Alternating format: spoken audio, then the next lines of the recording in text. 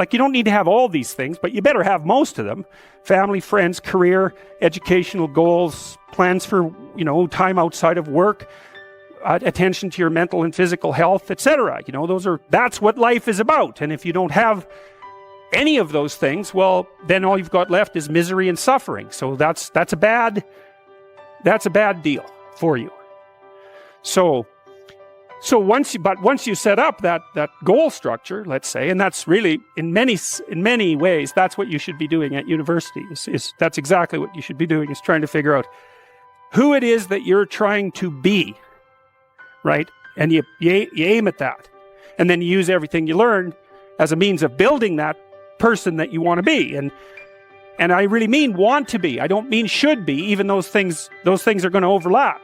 And it's important to distinguish between those, because that's partly, and this is back down to the micro-routine analysis. So as I was saying, well, you're going to try to make yourself more industrious. Okay, number one, specify your damn goals, because how are you going to hit something if you don't know what it is? That isn't going to happen. And often people won't specify their goals too, because they don't like to specify conditions for failure. So if you keep yourself all vague and foggy, which is real easy, because that's just a matter of not doing as well, then you don't know when you fail. And people might say, well, I really don't want to know when I fail because that's painful. So I'll keep myself blind about when I fail. That's fine, except you'll fail all the time then. You just won't know it until you've failed so badly that you're done. And that can easily happen by the time you're 40. So I would recommend that you don't let that happen. So that's willful blindness, right? You could have known, but you chose not to. Okay, so once you get your goal structure set up, you think, okay, if I could have this life, looks like that might be worth living, despite the fact that it's going to be, anxiety provoking and threatening, and there's going to be some suffering and loss involved and all of that. Obviously, the goal is to have a vision for your life such that, all things considered, that justifies your effort. Okay, so then what do you do?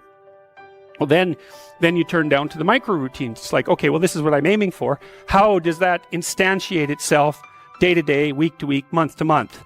And that's where something like a schedule can be unbelievably useful. Google Calendar. It's like, make a damn schedule and stick to it. Okay, so what's the rule with the schedule? It's not a bloody prison. That's the first thing that people do wrong. They say, well, I don't like to follow a schedule.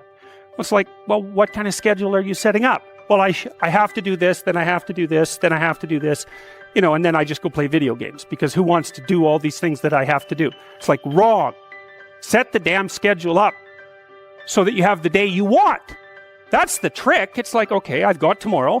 If I was going to set it up so it was the best possible day I could have, practically speaking, what would it look like?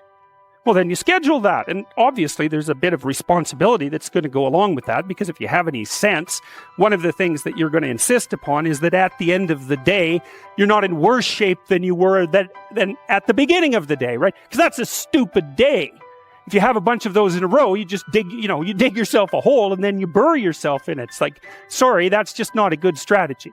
It's a bad strategy. So maybe 20% of your day has to be responsibility and obligation, or maybe it's more than that, depending on how far behind you are. But even that, you can ask yourself, okay, well, I've got these responsibilities. I have to schedule the damn things in. What's the right ratio of responsibility to reward? And you can ask yourself that, just like you'd negotiate with someone who is working for you. It's like, okay, you got to work tomorrow. Okay, so I want you to work tomorrow. And you might say, okay, well, what are you going to do for me that makes it likely that I'll work for you? Well, you could ask yourself that, So maybe you do an hour of responsibility and then you play a video game for 15 minutes. I don't know, whatever turns your crank, man. But, you have to negotiate with yourself and not tyrannize yourself. Like you're negotiating with someone that you care for, that you would like to be productive and have a good life. And that's how you make the schedule. It's like, and then you look at the day and you think, well, if I had that day, that'd be good. Great. And you're useless and horrible, so you'll probably only hit it with about 70% accuracy, but that beats the hell out of 0, right? And if you hit it even with 50% accuracy, another rule is, well, aim for 51% the next week, or 50.5% for God's sake, or because you're going to hit that position where things start to loop back positively and spiral you upward. And so that's one way that you can work on your conscientiousness, is to plan a life you'd like to have. And you do that partly by referring to social norms. That's more or less rescuing your father from the belly of the whale. But the other way you do that is by having a little conversation with yourself about, as if you don't really know who you are, because you know what you're like. You won't do what you're told. You won't do what you tell yourself to do. You must have noticed that. It's like you're a bad employee and a worse boss. And both of those work, for you. You don't know what you want to do, and then when you tell yourself what to do, you don't do it anyways. You should fire yourself and find someone else to beat. But my point is that you have to understand that you're not your own servant, so to speak. You're someone that you have to negotiate with, and you're someone that you want to present the opportunity of having a good life to. And that's hard for people because they don't like themselves very much. So, they're always like cracking the whip and then procrastinating, and cracking the whip and then procrastinating. And it's like, God, it's so boring and such a pathetic way of spending your time. And you know what that's like because you probably waste like 6 hours a day. And I think we did an economic calculation about that a while back, right? Your time's probably worth $50 an hour, something like that. I mean, you're not getting paid that now, but you're young. And so this is investment time. And what you do now is going to multiply its effects in the future.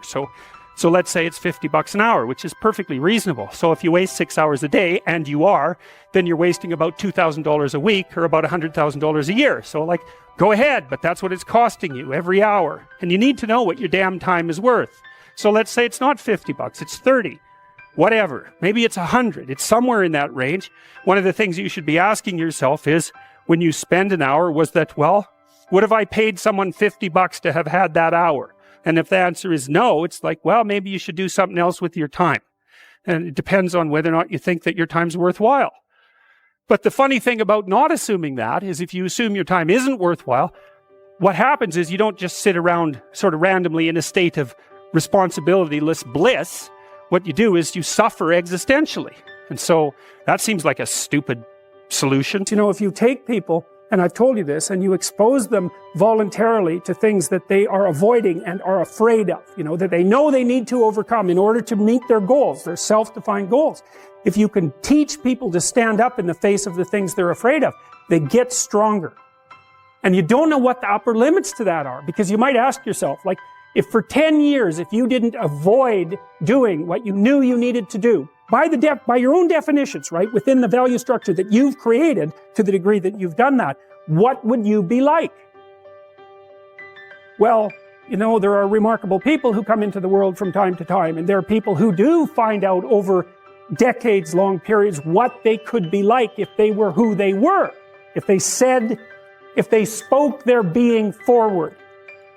And they get stronger and stronger and stronger, and we don't know the limits to that. We do not know the limits to that. And so you could say, well, in part, perhaps the reason that you're suffering unbearably can be left at your feet, because you're not everything you could be, and you know it. And of course, that's a terrible thing to admit, and it's a terrible thing to consider, but there's real promise in it, right? Because it means that perhaps there's another way that you could look at the world, and another way that you could act in the world. So what it would reflect back to you would be much better than what it reflects back to you now. And then the second part of that is, well, imagine that many people did that, because we've done a lot as human beings. We've done a lot of remarkable things. And I've told you already, I think before, that today, for example, about 250,000 people will be lifted out of abject poverty, and about 300,000 people attached to the electrical power grid. We're lifting people out of poverty collectively at a faster rate that's ever occurred in the history of humankind by a huge margin. And that's been going on unbelievably quickly since the year 2000. The UN had planned to have poverty between 2000 and 2015, and it was accomplished by 2013. So there's inequality developing in many places, and you hear lots of political agitation about that. But overall, the tide is lifting everyone up, and that's a great thing. And we have no idea how fast we can multiply that if people got their act together and really aimed at it. Because, my experience is with people that we're probably running at about 51% of our capacity. You can think about this yourselves. I often ask undergraduates how many hours a day you waste, or how many hours a week you waste. And the classic answer is something like 4 to 6 hours a day. Inefficient studying, watching things on YouTube that not only do you not want